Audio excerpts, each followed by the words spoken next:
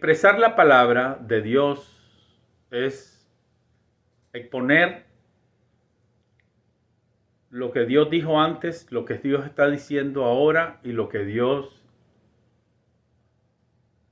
dice que ha de ser después. Porque el Señor que ha estado en la historia, vemos también que la exposición que vamos a hacer se trata de que esta fue una conversación que tuvo el Mesías, el Cristo, hace 2000 años atrás. Y vemos que el tópico mío, en mi corazón, el énfasis está de que el tópico anterior se trató de un hombre sumamente consagrado a su profesión de judío, profesante de la ley, del Torá y de todos los tendencias judías religiosas, y presentándole el Señor Jesucristo el Evangelio. Este hombre, a pesar de ser religioso, necesitaba la luz del Evangelio, el conocimiento de la palabra directamente que vino de parte del Señor hace 2000 años y que vino a establecer el reino de los cielos hace 2000 años, y que pocos hijos de Dios, hombres de Dios, que por fe recibieron la palabra, peregrinaron y después de la muerte del Señor y resurrección, viene el Espíritu del Señor a caer sobre los que esperaban el advenimiento del Señor, porque el Señor vino en carne, fue transfigurado, murió, resucitó de los muertos y volvió a venir para estar entre nosotros. Entonces, de ahí es donde viene la revelación del reino de los cielos. Todo aquel que recibe al Señor Jesucristo, realmente lo que viene es la luz del conocimiento del reino de Dios, y de darnos cuenta y tomar conciencia que vivimos en el reino, en este mundo terrenal, vivimos en el reino de las tinieblas, y que el Señor vino a conquistar nuestras almas, vino a revelar su nombre, porque en Él está el sello de Dios, en su nombre, y todos los que creyeron a su palabra y lo recibieron, dice las Escrituras, que les dio potestad de ser hechos hijos de Dios. Ahora, había una necesidad imperativa en el caso del religioso de que recibiera el Evangelio, y en el caso de la mujer de que la condición de ella es que estaba en un desierto en su alma, estaba en lugares secos. Y para los que han vivido en sequedales del desierto de su alma y le viene, que es lo que pasó conmigo, el agua viva de la palabra viviente del Señor, y que uno la recibe, realmente el Señor recrea, refrigera nuestras almas y nos da esperanza. Es más, mi experiencia con el Señor consistió exactamente en que el Señor vino a manifestarse sobre mi vida cuando yo estaba en cautiverio, en un calabozo interno dentro de mí mismo, en el cual pues muchas veces sabemos que esto es una representación evidente de que todas las cosas, como decíamos, tenemos que figurarlas en sentido espiritual, porque el Señor vino a desatar nuestras almas de las potestades de Satanás, a hacernos libres a través de la gracia de su Espíritu, y aprender a conocer y a entender a Dios por medio de su gracia. Entonces, de ahí es donde que venía diciendo yo anteriormente, que cuando nosotros estamos sin el Espíritu del Señor y vivimos en la condición de pecadores, practicando el pecado o siendo débiles a nuestra carne, pues nos corrompemos, nos degeneramos. Pero cuando el Espíritu del Señor llega a nosotros, entonces viene un proceso de regeneración, de restaurar nuestras vidas. Y todo lo hace el Espíritu de Dios. Entonces el punto es este, que había una necesidad de una mujer que estaba viviendo una crisis en su vida. Experimentó haberse casado una primera vez, terminó en un fracaso, una segunda vez, quizás ella pudo haberse enamorado, como una vez miré un video tan precioso de la simbología de esos maridos que ella tuvo. Posiblemente ella, al no haber sido tal vez amada o haber tenido un fracaso, pues el segundo marido posiblemente la haya amado, pero como ella tenía una condición de fracaso en su sentir, de que ella se sentía desestimada, desapreciada, y bueno, todos esos conflictos de su vida pudo haber causado que ella realmente fracasara en su segundo matrimonio. Tal vez el hombre sí realmente la haya querido. Y así se fue de tumbo sobre tumbo hasta terminar experimentando que esto de la unidad del hombre y la mujer para que sean felices pareciera cuento de hadas, ¿verdad? Pareciera una cosa que es una cosa de uno entre quién sabe cuánta gente. Pero cuando conocemos lo que el Señor puede hacer en medio nuestro, las cosas cambian completamente.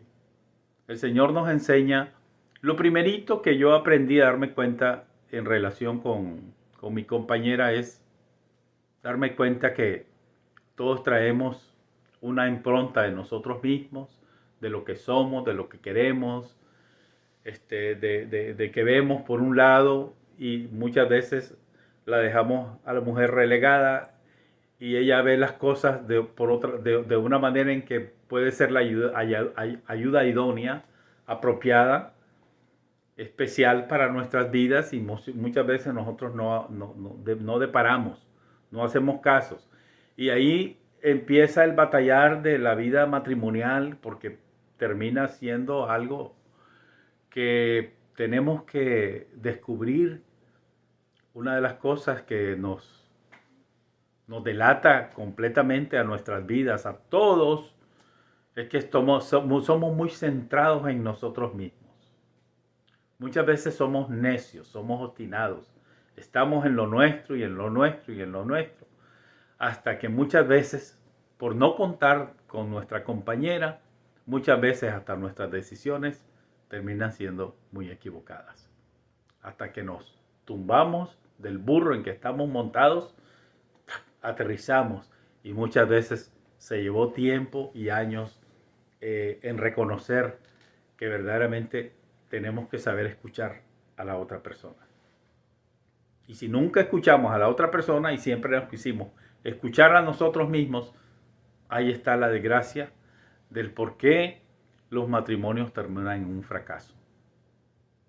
Dios hizo algo muy precioso, el matrimonio, pero muchas veces el hombre echa a perder el matrimonio. La mayoría de las veces es el hombre que lo echa a perder.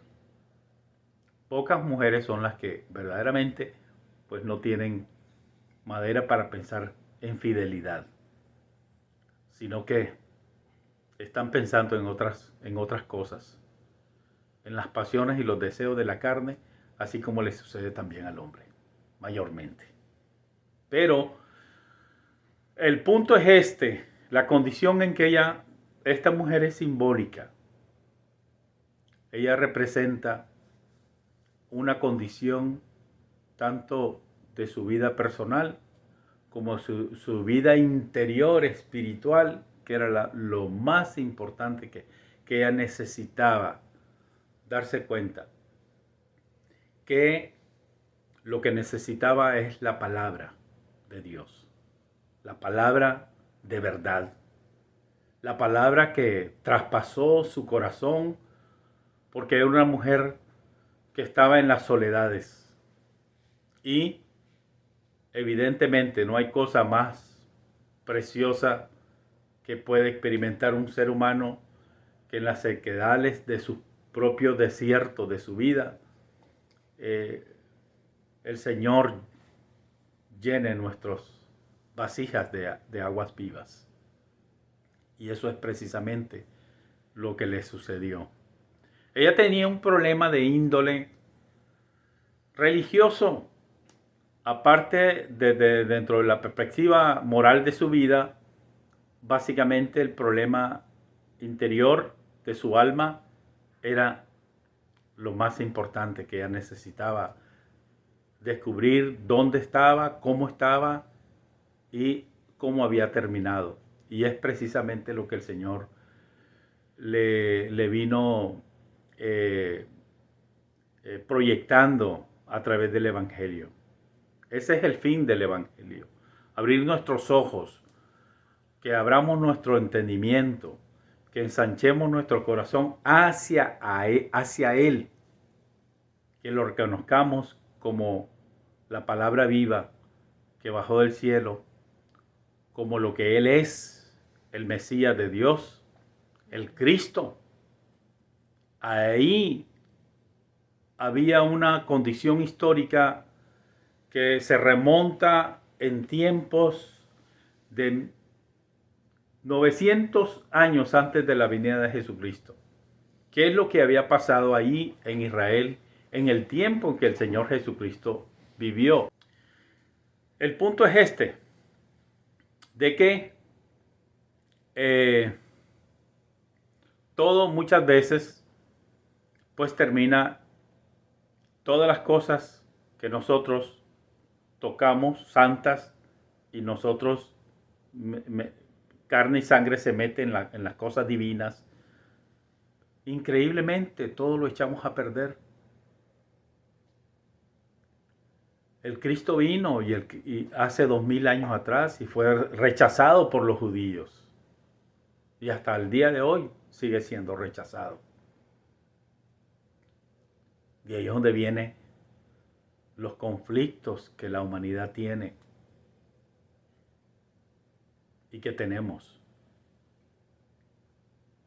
Realmente el Señor vino, el Mesías, el Cristo, vino en su tiempo.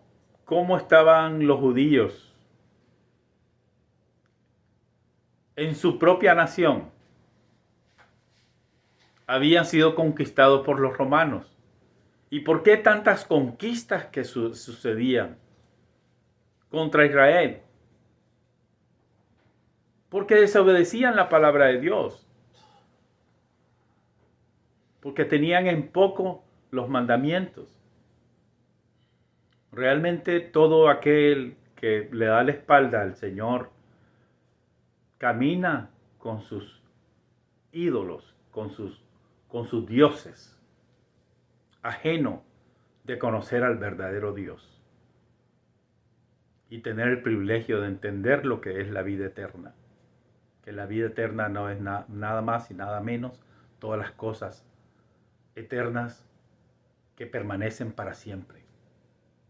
Y todo está basado en el Espíritu de Dios, del Señor y la verdad del Evangelio.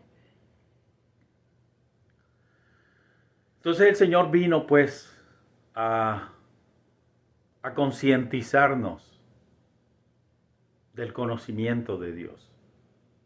Y es esa la necesidad primordial de cada uno de nosotros. Que abramos nuestra mente, que abramos nuestros oídos, porque el Satanás es tan poderoso, el que tiene cerrado, hace que tengamos cerrados nuestros oídos para no oír. Es un poder tan grande el reino de las tinieblas. Pero el Señor quiere que estemos orando y perseverando y pidiéndole al Señor, Señor, abre nuestros oídos, abre nuestros ojos, Abre nuestra boca para que hablemos de ti, hablemos de tu reino, porque el reino de las tinieblas está próximo a terminar. El hombre está armado hasta las cachas para estarse matando unos contra otros, nación contra nación, reino contra reino. No hay paz, pero vendrá un mentiroso diciéndoles paz. Yo les vengo a dar paz. Vendrá con una sabiduría tan grande que todo mundo va a quedar impresionado. Y el falso Cristo es lo que la gente va a creer. ¿Por qué? Porque ya la humanidad va a estar demasiado, sobremanera, demasiado contaminada. Por eso es lo que le estaba queriendo decir ahorita que se me había ido la palabra de lo que dice Apocalipsis sobre las 7 iglesias. El Señor dice en las Escrituras, el que venciere,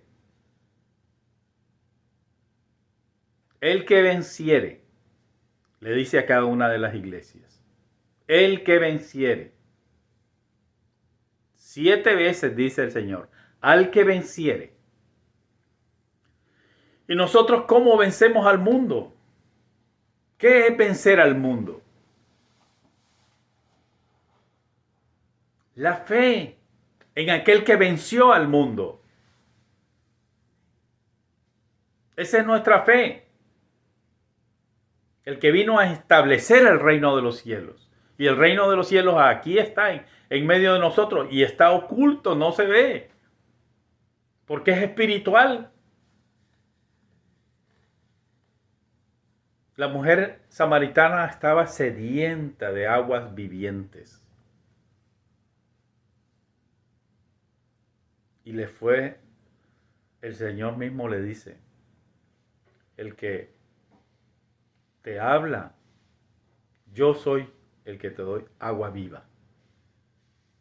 Y que te sacies y que te colmes. Y esa mujer impresionante, pero fue la primera evangelista llamada, conectada 100% con la presencia divina del Espíritu de Dios en ella, y fue a correr. He encontrado al Mesías, el Cristo, y Él me ha dicho todo lo que soy, todo lo que, en mis condiciones en que me encontraba. Y miren ahora, tengo el gozo de su presencia en mi corazón. Vengan y conózcanle. Y fue a su ciudad y les convenció a todos los hombres que fueran al Señor. El verdadero evangelio consiste en que no llevarlas a las personas a nosotros. Y así el Señor quiere a su iglesia. Que nosotros como creyentes que somos en el Señor, en el Mesías, el Cristo, no hagamos feligreses para nosotros mismos. Llevemos a Cristo a las gentes, a las almas, a que se humillen así como nosotros lo hemos hecho. Esa es la manera de servir al Señor. Que así como nosotros nos humillamos y nos rendimos ante Él, así que cada uno se humilla al Señor y que le conozca, porque el que se humilla será enaltecido, levantado. Pero el que se levanta, que hay una mente oscura y poderosa en este mundo que se levantará, dice las Escrituras, y todo mundo estará impresionado y se encaminará al mentiroso, al traidor, al que traiciona el Evangelio. Y ¿saben qué quiere decir anticristo? No es primeramente que se ponga en contra de Cristo. Eso no es en sí lo que quiere decir anticristo. En lugar de Cristo. Y todo el mundo va a ir tras él porque Él le va a ofrecer el paraíso y hasta va a querer hasta reparar este mundo. Porque el mismo apóstol Pablo dijo, cuando digan paz y seguridad, habrá hecho muchas, supuestamente tuvo que haber hecho muchas cosas, ¿no? Entonces es cuando viene destrucción repentina. Hay una mentira detrás del espíritu del anticristo.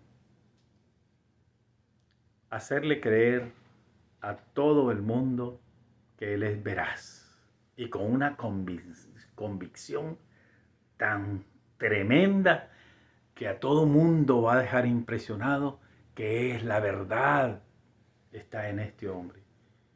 Y no se darán cuenta que es la raíz del mismísimo Satanás de decir una cosa que no es,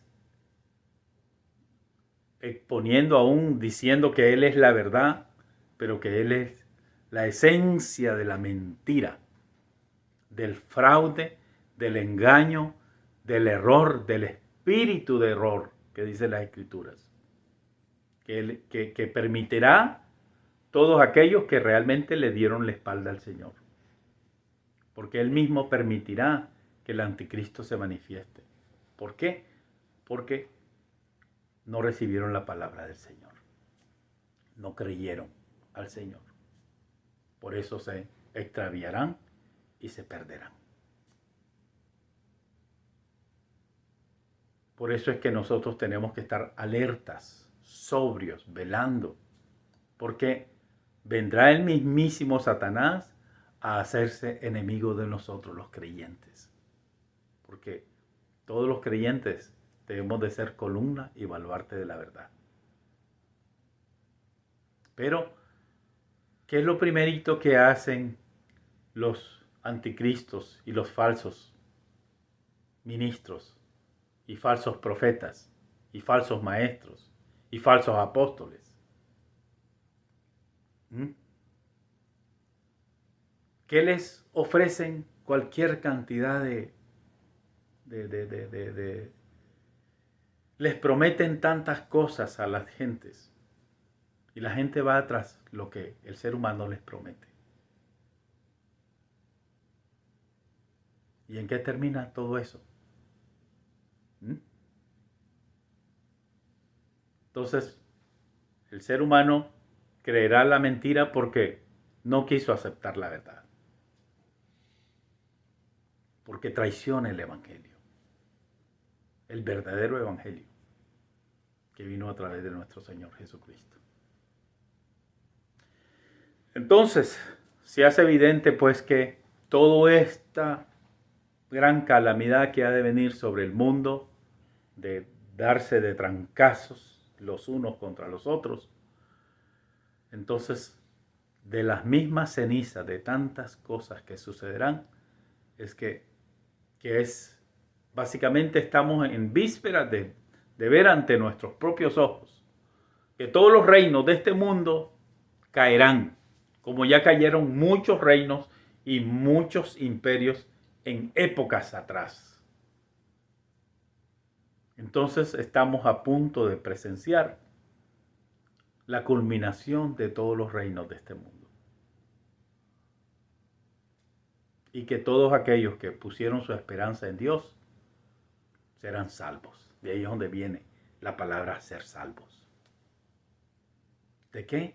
Del fraude, de la mentira, del engaño, de la violación, del dominio sobre todo el poder del ser humano contra el ser humano.